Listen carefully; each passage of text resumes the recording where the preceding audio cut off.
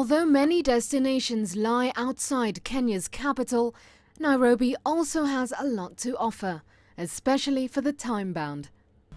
So just what can one see in just a day? The top attraction would be the Nairobi National Park. The Nairobi National Park is the only game reserve in the world that's just 7 kilometers from the city center. Come into such a serene place within such a short distance is what is the selling mark for Nairobi National Park. And for tourists who come here, we know that they come here for meetings. There are a lot of conferences. Recently, we've had a lot of conferences. They may not have a lot of time in the country, but this is the open window. This is the window that tells you what Kenya has.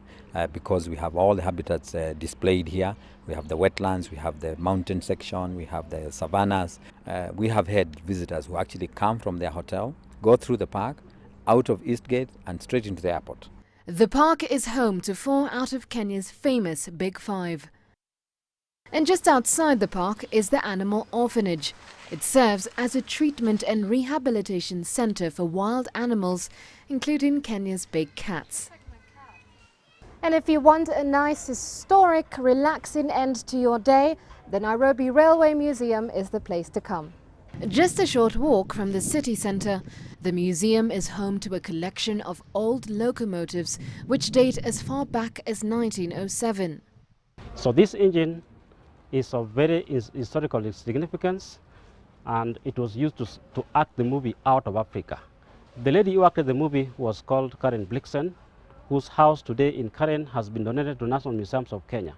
So many tourists used to come here so that they can view this engine because it is associated with Karen.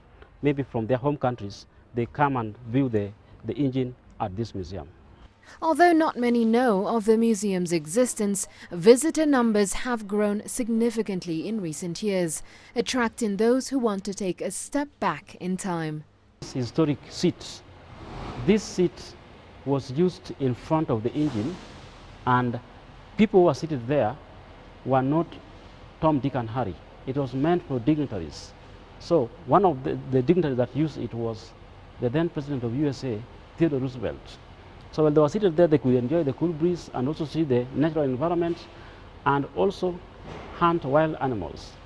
So, with a few hours to spare, one can get up close with nature as well as travel back to the past, all within Kenya's bustling capital. Maria Galang, CCTV, Nairobi, Kenya.